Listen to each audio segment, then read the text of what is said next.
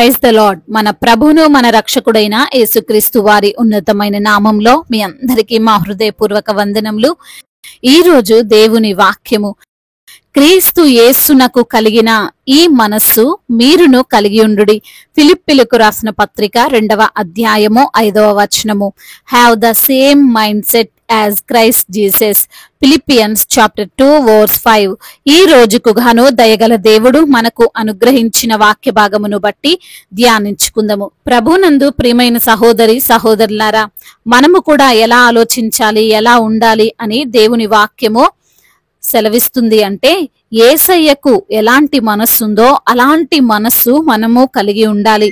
ఈ లోకములో జీవించుచున్న వారిలో ఒక్కొక్కరికి ఒక్కొక్క రకమైన ఆలోచన లేదా మనస్సు. ఏంటి అంటే, నేను గొప్ప అని కొందరు అనుకుంటే నేను తక్కువ అని మరికొందరు అనుకుంటారు. నాకున్న జ్ఞానం ఈ ప్రపంచంలో ఎవరికి లేదు అని కొందరు అనుకుంటుంటే నాకు అసలు ఏ జ్ఞానం లేదు అని కొందరు ఆలోచిస్తారు. నేను దేనికి పనికిరాను అని కొందరు నిరాశలో ఉంటే నేను ఏదైనా చేస్తాను అని మరికొందరు అత్యుత్సాహముతో ఉంటారు. ఇందులో ఎలా ఉన్నా గానీ నష్టమే. ఈ లోక సంబంధమైన ఆలోచన, జ్ఞానము, ధనము వీటిని ఆధారంగా చేసుకున్న వారు అందరూ కూడా పశ్చాత్తాపడతారు. ఇలా ఆలోచించకుండా ఉండాల్సింది, ఇలా మాట్లాడకుండా ఉండాల్సింది, ఇలా ప్రవర్తించకుండా ఉండాల్సింది అని తప్పు జరిగిపోయాక బాధపడే వారిని మనం చూస్తుంటాం. కొన్నిసార్లు వారిలో మనము ఉంటాం.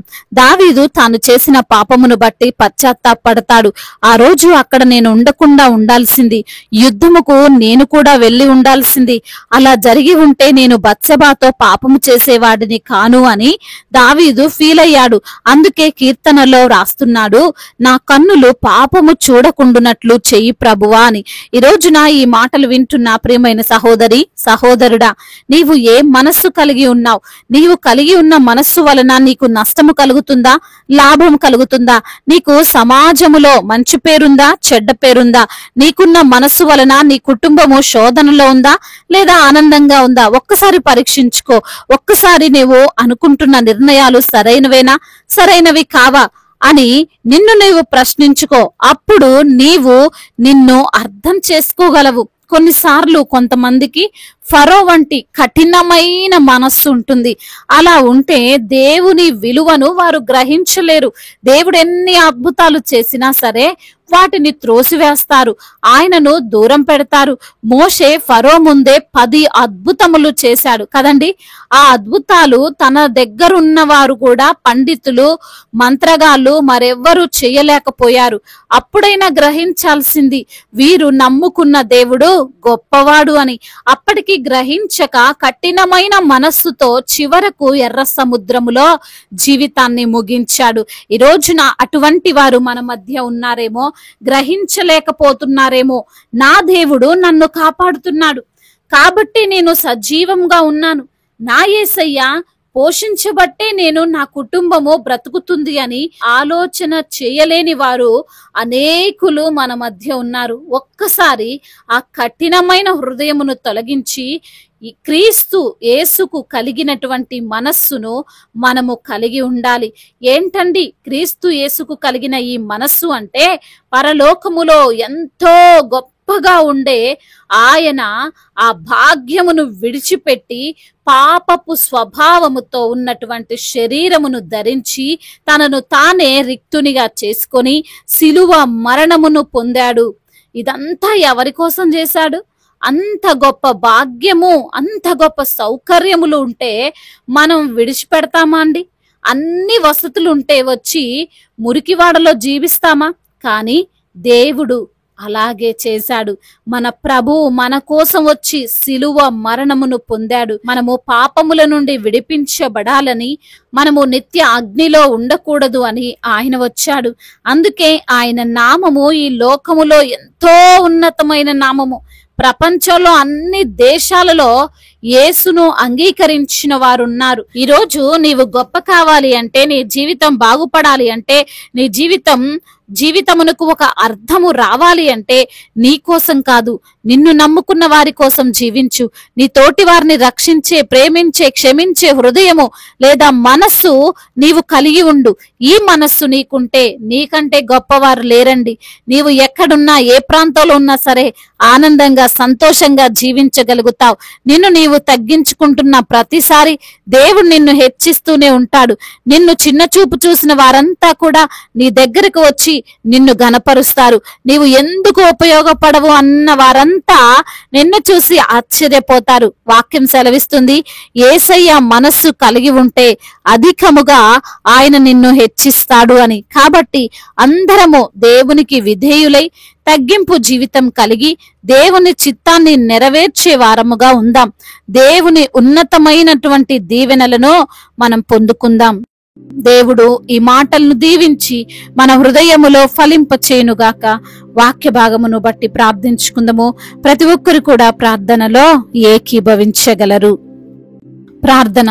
మహాశక్తి సంపన్నుడా, మహోన్నతుడా, కృపా కనికరములు కలిగిన దేవా, జీవాధిపతి, మీ యొక్క ఘనమైన, ఉన్నతమైన, ప్రశస్తమైన, దివ్యమైన నామమును బట్టి మీకు కోట్లాది కోట్ల స్తుతులు, స్తోత్రములు చెల్లిస్తున్నాము తండ్రి. నీవు ఉన్నవాడవు, అనువాడవు ప్రభువా. అయ్యా, నీవు గొప్ప దేవుడవు తండ్రి. పై అన్ని నామముల కన్నా పై నామము కలిగిన దేవుడవు తండ్రి. మీకే వందనములయ్యా, స్తోత్రములు చెల్లిస్తున్నాము తండ్రి. క్రీస్తు యేసునకు కలిగిన ఈ మనస్సు మీరును కలిగి ఉండుడనే లేఖనము ద్వారా మీరు మాతో మాట్లాడారు ప్రభువా. అవునయ్యా, అయ్యా, మీకు కలిగినటువంటి మనస్సును మేము కలిగి ఉంటే మేము తండ్రి అయ్యా మా యొక్క జీవితంలో పరమార్థాన్ని గ్రహించే వారముగా ఉంటామని, అయ్యా మేము దీవింపబడిన వారముగా ఉంటామని లేఖనముల ద్వారా సూటిగా తేటగా మాతో మాట్లాడారు ప్రభువా. ఈ రోజు నా ఎందరైతే బిడ్డలు వాక్యమును విని ప్రార్థనలో ఏకీభవిస్తున్నారో ప్రతి బిడ్డను మీరు పేరు పేరున దీవించండి అయ్యా. వారికున్న అనారోగ్య సమస్యల నుండి, వారికున్న వ్యాధి బాధల నుండి మీరే విడుదల దయచేయమని వేడుకుంటున్నాము తండ్రి. ఏ యొక్క బలహీనతతో బిడ్డలున్నా, ఎటువంటి అయా మరి తండ్రి కృంగుదల వారిని ఆవరించి ఉన్న ప్రతి సమస్యను మీరు గద్దించండి. మీ సన్నిధిలో సాక్షులుగా వారిని నిలవబెట్టండి ప్రభా. ఆర్థిక సమస్యలను, అప్పుల భారాల నుండి వారికి విడుదలను అనుగ్రహించండి. అన్నిటిని ఇచ్చే దేవుడు, అన్నిటిని తండ్రి సమృద్ధిగా మాకు ధారాళముగా దయచే దేవుడు తండ్రి. నీ వైపు చూస్తుండగా బిడ్డల పట్ల కార్యాన్ని జరిగించమని వేడుకుంటున్నామయ్యా. అప్పు తీసుకునే వారిగా కాదు గాని అప్పు ఇచ్చే బిడ్డలుగా ప్రతి బిడ్డను మీరు ఆశీర్వదించమని వేడుకుంటున్నామయ్యా. కుటుంబములో కలహాలు, భార్యాభర్తల మధ్య విభేదాలు, అన్నదమ్ముల మధ్య విభేదాలు మరి తండ్రి వీటన్నిటి నుండి కూడా విడుదలను అనుగ్రహించండి. సమాధానము కలిగినటువంటి కుటుంబముగా ఆ కుటుంబాన్ని నిలవబెట్టండి నా ప్రభువా. అదే విధంగా నా తండ్రి ఉద్యోగము లేని బిడ్డల కొరకు ప్రార్థిస్తున్న మంచి ఉద్యోగాన్ని బిడ్డలకు మీరు అనుగ్రహించండి. కాంపిటేటివ్ ఎగ్జామ్స్ రాస్తున్న బిడ్డలను మీరు జ్ఞాపకం చేసుకోండి. డిఎస్సి ఎగ్జామ్ రాస్తున్న బిడ్డలను కూడా మీరు జ్ఞాపకం చేసుకోండి ప్రభా. మీ యొక్క జ్ఞానము చేత వారిని నింపండి. వారు అనుకున్న జాబు బిడ్డలు మీరు పొందుకొనులాగున సహాయం దయచేయమని వేడుకుంటున్నాం. చిన్న బిడ్డలందరినీ కాచి కాపాడండి. యవన బిడ్డలందరికీ మీరు తోడుగా ఉండండి. యవన వయసులో మీ బలమైన కాడిని మోయుటకు సహాయమును దయచేయండి. ముఖ్యంగా మీ యందు భయభక్తులు కలిగినటువంటి జీవితాన్ని వారికి మీరు ప్రసాదించండి. చెడు వ్యసనాలు, చెడు స్నేహాల నుండి బిడ్డలకు విడుదలను అనుగ్రహించండి. ఆయా డ్రగ్స్ ఎడిక్షన్ నుంచి, గేమ్స్ ఎడిక్షన్ నుంచి కూడా బిడ్డలకు విడుదలను అనుగ్రహించమని బ్రతిమిలాడుకుంటున్నామయ్యా. అదే విధంగా నా ప్రభా కోర్టు సమస్యలు, ల్యాండ్ సమస్యల నుండి విడుదల దయచేయండి అయ్యా. మీరే తండ్రి వారి కోర్టు కేసులను ప్రభా వారి పక్షముగా ఉండి న్యాయమును తీర్చమని బ్రతిమిలాడుకుంటున్నాం.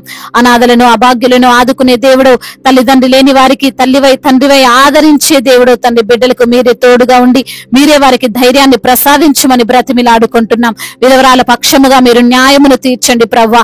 అవునయ్యా, మరి తండ్రి మీ సన్నిధిలో మొరపెడుతున్న బిడ్డల యొక్క మొరను మీరు ఆలకించండి. వారికి తండ్రి మంచి పనిని మీరు దయచేయమని బ్రతిమిలాడుకుంటున్నాం తండ్రి.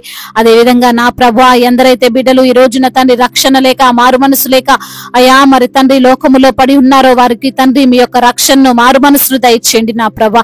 వారి జీవితాన్ని అద్భుతకరంగా మీరు మార్చమని బ్రతిమిలాడుకుంటున్నామయ్యా.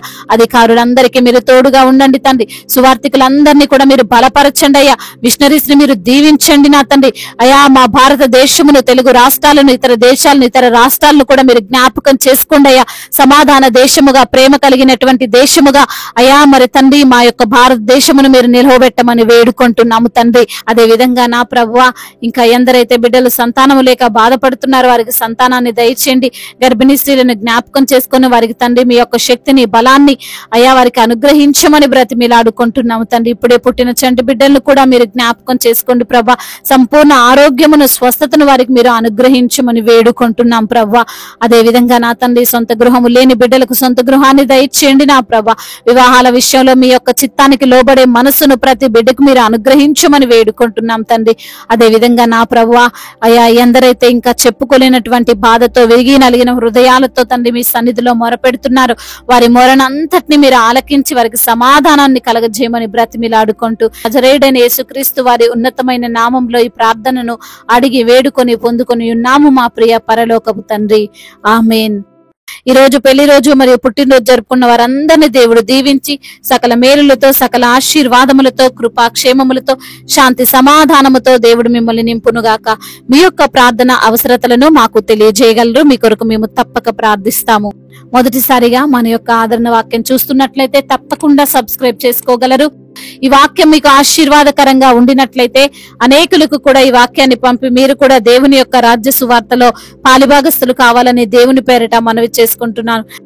May God bless you all. దేవుడు మిమ్మల్ని దీవించి బలపరిచి స్థిరపరచునుగాక.